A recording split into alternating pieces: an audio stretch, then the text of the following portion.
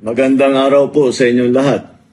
Kagaya ng aking nasabi nung nakaraang report ko, ay patuloy ang pagre-report ko sa taong bayan tungkol sa mga kaso at saka sa mga impormasyon na nakukuha natin tungkol sa mga flood control project na hindi maganda.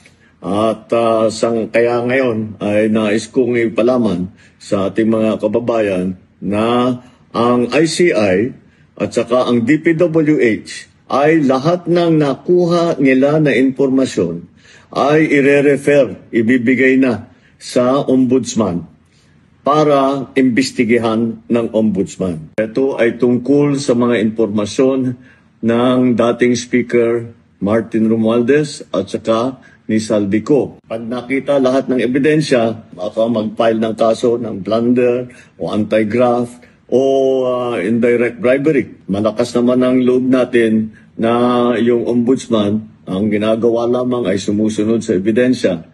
At kung saan tayo dinadala ng ebidensya, doon pupunta ang ating investigasyon. Maraming salamat po. Magandang araw po sa inyo lahat.